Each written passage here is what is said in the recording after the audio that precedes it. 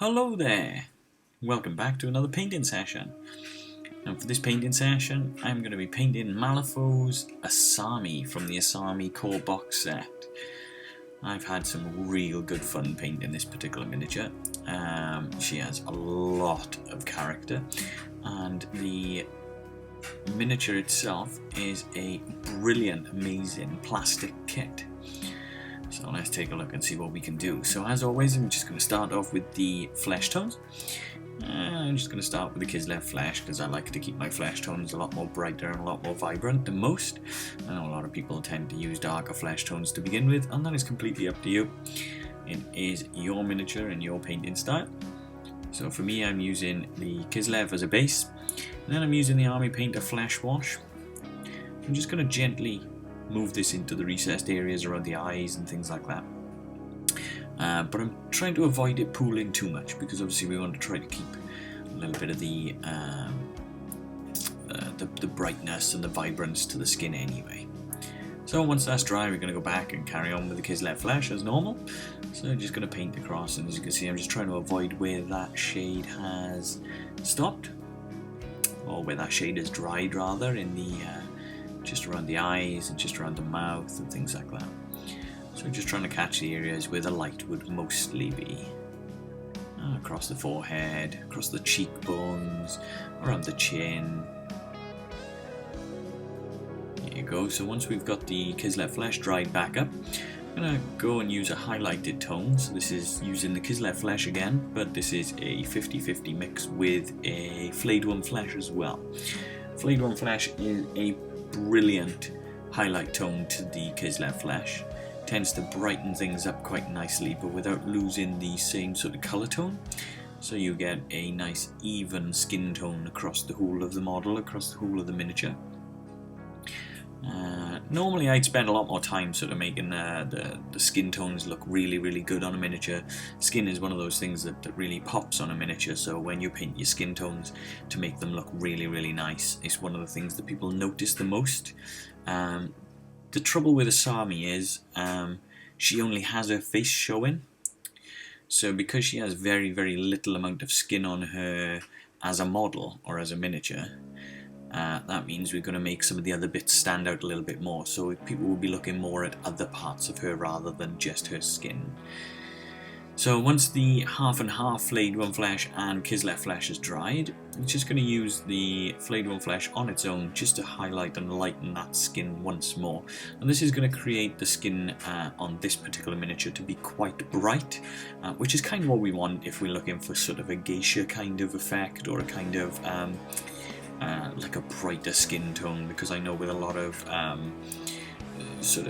Japanese kind of old makeup would have made their faces quite bright, quite white or quite light toned.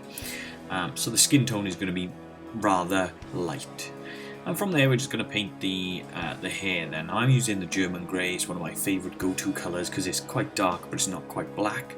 That then should allow it to have a extreme contrast against that light skin tone. So we've got the light skin tone with the dark hair. And once the dark hair is dried, just going to move on and paint a little bit at the back here. She's kind of got a little wormhole in the back of her head, like a mini tremor or something like that, if you're familiar with the movie Tremors. So we're just going to paint this little sort of tremor on the back of her head using the Vallejo orange brown. And we're just going to catch those teeth with a Vallejo dead white. You can use any white or any sort of cream colour for the teeth, you know, anything that you would normally paint sort of like bones with or anything like that. Dead white at the moment is sort of currently becoming one of my favourite sort of off-white colours because it has a really nice bright tone and a really nice texture to it, but without it being too white, so you can use white to highlight it or edge highlight it if you want. Once all that's dry, I'm just going to run a quick shade of Null Oil across the hair and across the tremor on the back of her head, just to tone those colours in and to show off a little bit more of the textures on the worms. So we're just going to do that. Once that bit is dry, I'm just going to go over the hair with a very light dry brush of Citadel's Eshing Grey. Now, Eshing Grey is a really nice dark grey, but it has a slight lighter tone to the German grey, so it highlights, but very, very, very subtly. So what you kind of get is this two-tone effect between the really darker bits and then the slightly sort of lighter bits as well. And once that one is done, once that layer is done, then we're just going to add another really, really tip edge sort of highlight using the Eshing Grey and Blue Grey Pale from Vallejo.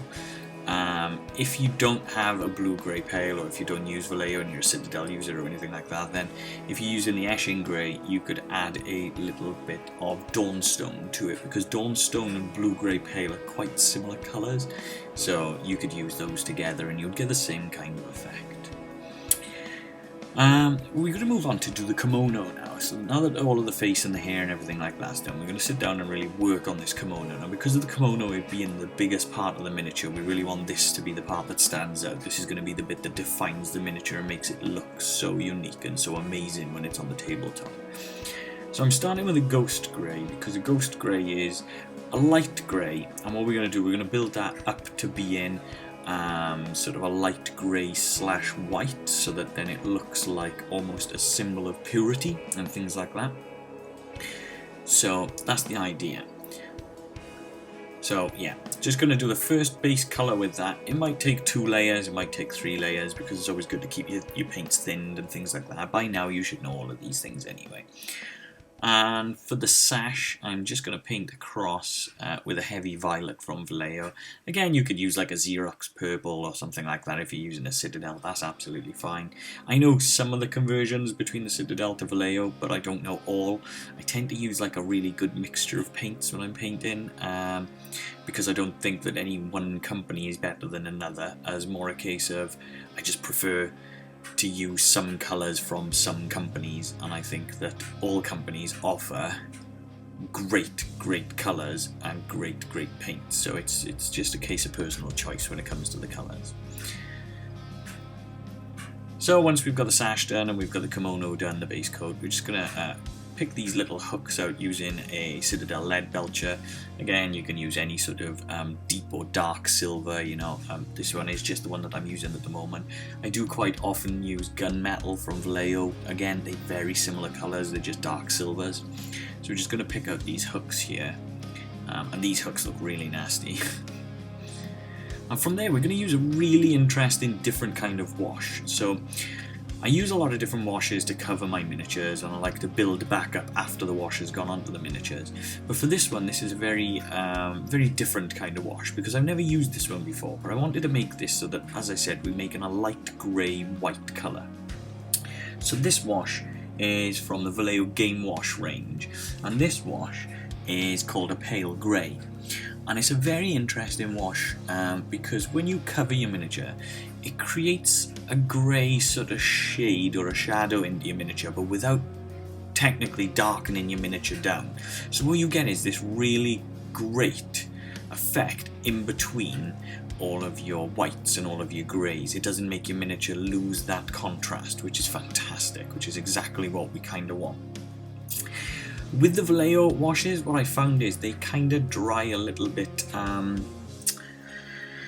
It's kind of a hard way to describe it. They dry slightly different to other washes. So just be careful about where it pools and things like that as normal. And I've just quickly added a little wash of Nuln Oil as well across the purple. Now once all of your washes are dry, we're going to want to try to build our colours back up. So for that, I'm obviously going back to the Ghost Grey, and we're going to build this grey up into a white, and it's going to create a really fantastic, really lovely sort of colour contrast and a real nice build. So we're just going with the base colour here back to that Ghost Grey, and with nice thin layers and thin coats, we're just going to build this back up. So this is your start. Now what I'm doing, as you can see, I'm just using a very fine detail brush, and I'm just picking the edges where I can see that the kimono is folded and following the creases of the kimono. And I'll speed this up for you to see the way that I paint and things like that anyway, so that it gives you an idea as to which parts I'm actually catching on to. But ideally what you kind of want to do is just avoid where it's pooled the most, and just paint the areas where it's your creases are sticking out, so that it creates that depth to the miniature for you. So as I say, that pale grey wash has already done wonders because it hasn't toned the miniature right down. But what we're doing now is we're highlighting the highlights essentially, because we're kind of going from a light grey up, and you'll see sort of the effect as we build this up. And as I say, I'll just speed this up here so you can see me just picking out the raised areas and picking out the bits that I want the colour to be more vibrant on then.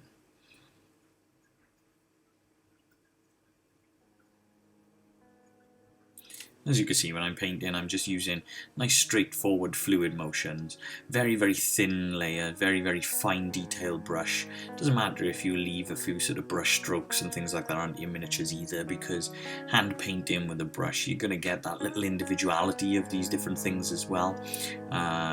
When you paint by brush, it's a little bit different to painting with sort of an airbrush.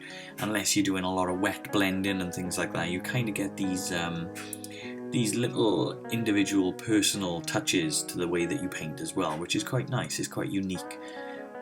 But as I say, just hitting these and just catching these little raised areas here like this. And because we're painting this colour onto the colour that's already there, what you're getting is it's almost like highlighting it but without going too extreme, and that's fantastic because we're just recovering the colour that we've used our shade on. So yeah, this is a really nice way to paint sort of white. And I'll just show you across the top here as well, kind of what I mean by just fine details, so just catching those creases, look, so we're not going, there we go, so we're not going too extreme, we're not covering over the shaded areas, and we're not painting over the whole model again, but we're just pinpointing where those creases are so that it creates that element of depth, and we build in the shadows into the cloth. White can always be quite a tricky one to paint, because you don't want to paint white first, then try to tone it down, then paint white, and then highlighting white then becomes quite difficult. So using sort of an off grey, a very light grey like this, it creates a really good sort of base tone for you to then begin highlighting back up and gaining sort of more highlight. So once you've got to that stage where your ghost grey has covered the areas that you want, what you want to do is just mix that in then with a white. So I'm using a dead white here, because this is a slight off white, because again you don't want it to be too white and then not have anything that you can highlight further. So for this I'm using probably about a 50-50. It's up to you to like mix the paint together, see what works best for you, see what you're more comfortable with. And again, I'm just going to speed that up a little and give you an idea as to me painting the creases so that you can see just how I'm mixing those colours and blending this tone in so that we get that highlight on top again. As you can see, I tend to go over other areas, so say if I painted a part, I'll paint back over that again, and that's only because it's just building that vibrancy back up, because when your paint is nice and thin, sometimes when you paint an area you think, okay, so I've got the colour there, but I want it to just be boosted a little bit more, so an extra layer or two more layers will build that vibrancy back up in a nice easy way without you needing to put like a big splodge of paint on your miniature and ruin what you're doing. You know, taking your time and things is always better. And you can see on the bottom of the kimono now just how much those creases are starting to show through. We're just going to do the same here. We're just building those crease lines just around the back here. And again, you know, take your time. This is all practice, so the more you practice with your brush, and if you're using a fine detail brush and things like that, you'll get more used to using these quick little strokes, and you'll find that you'll become a lot more comfortable and a lot more accustomed to painting in that sort of way. So we're going back to the heavy violet, and we're just going to highlight go back to the main colour, and we're just going to build that tone back up on the purple here. Just be a little bit careful of the sleeves because of the movement of the miniature or the way that the miniature is standing. Those sleeves can get in the way of the bow. So just take your time. You can adjust and fix any mistakes anyway, so don't worry too much. So using that dead white again, just going to go back in with a heavy violet and just use a little bit of that dead white just as a highlight here. And you can see I'm just picking some of the very extreme edges just to highlight that colour. And again, this is all about personal choice. I mean, you can highlight this up as much as you like or leave it as dark as you like, depending on how grungy you want this to look. For me, I just like to catch a little bit here and there, just so that I can highlight it a little bit and create a bit more depth. Normally I like to paint in sort of threes, so it's a base colour, a shade, back to the base, and then a highlight. So it gives you sort of a three-tone then. Kind of split my brush there. So I'm going to go back and fix these teeth again, going back to that dead white, and we're just going to go and deal with this tremor on the back of her head. The null noiler sat into the orange brown so well that you could highlight the orange brown if you wanted to. I actually don't think that it needs to have any further highlight on that orange brown, because that null noiler sat nicely but it hasn't pooled, and it's just created enough depth that we don't really need to do too much to it. So don't worry too much if you don't end up putting anything extra into that or anything like that. Now, for the brave moment, this is the moment only for the brave. So what I'm going to try and do here is I'm going to try and paint a cherry blossom tree down her kimono. Now, I've spent all that time making the kimono look so nice and vibrant and so white, which is normally quite difficult with white anyway. But when it comes to trying to paint something like a cherry blossom, I was in two minds as to whether or not I should try it or not. And then I figured, why not? Let's give it a go, because if it doesn't work, then at least I can show you guys my mistakes and you guys can then sort of adjust and go from there. So, what I'm doing, as you can see, is I'm just using the very, very tip of a fine detail brush. I'm using a dark rust or a Citadel Dryad bark, depending on which company you use.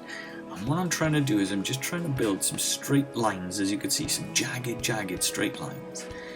And the reason for that is this is going to create sort of the twig effect, the tree sort of branch effect that we're looking for. And as you can see, I'm just using very, very, very fine light lines.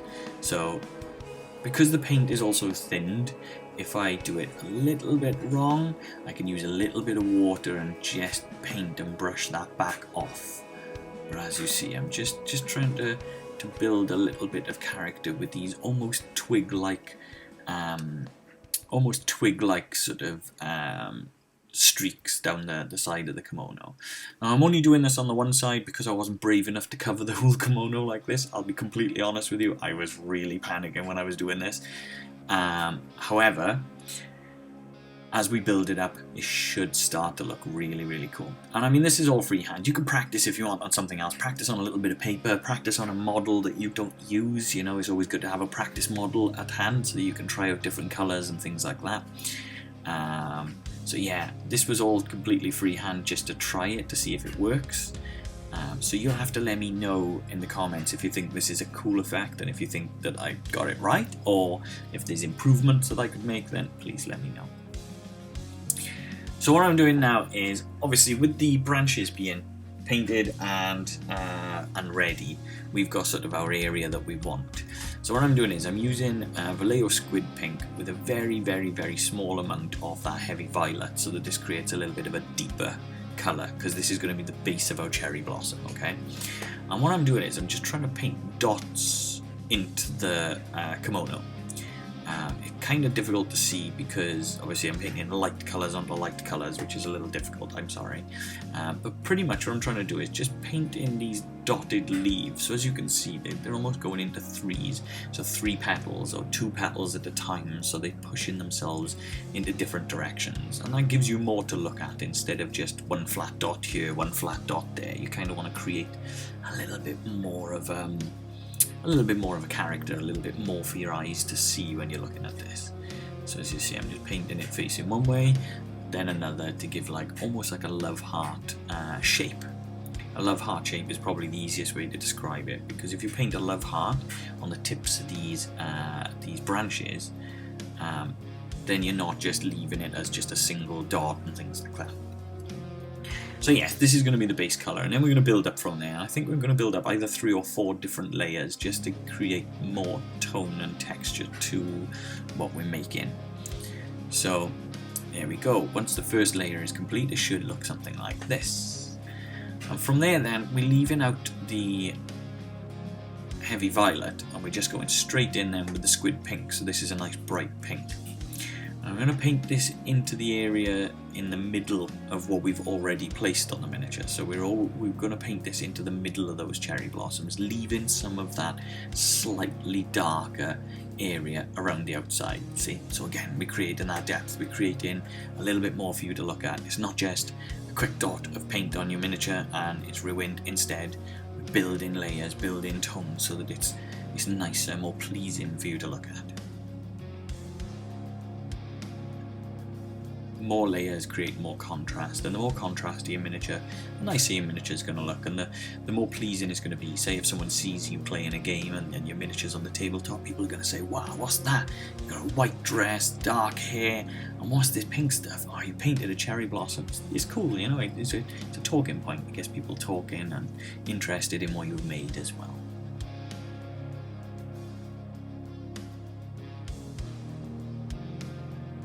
As you can see, I've glued this Asami onto the koi carp base that I painted in a previous video. So if you're interested in finding out how I've made the base, that was all completely done freehand, and I've got that in a previous video as well, which I'll add the link to the previous video in the comment section of this one, but it's not hard to find.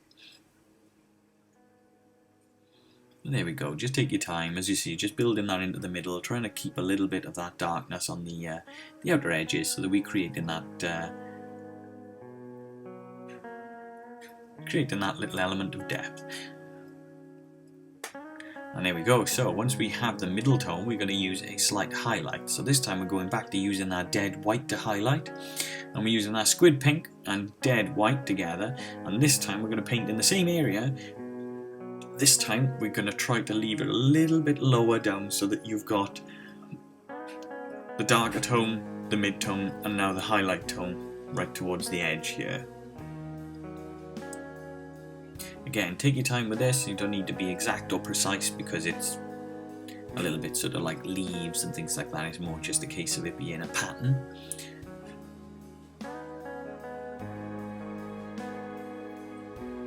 You just want to try and catch it a little bit closer down to the edge of these twigs, a little bit closer down to the edge of these sort of tree shapes.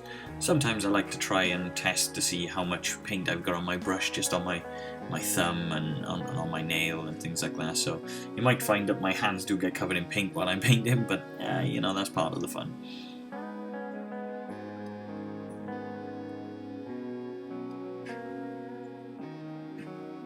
There we go, just like that. So as you can see, that colour now and that tone is starting to build up.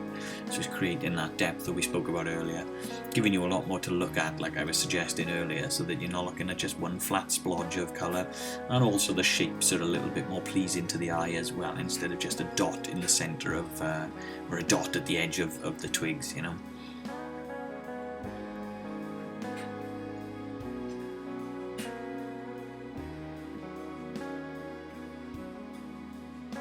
So yeah, like I say, you'll have to let me know if you think this works, if you think that this is a cool effect, if this is something that inspires or helps you to try something similar on one of your miniatures. I'd be happy to see and check to see what things that you guys make out of this as well, to see if this does help you to come up with something.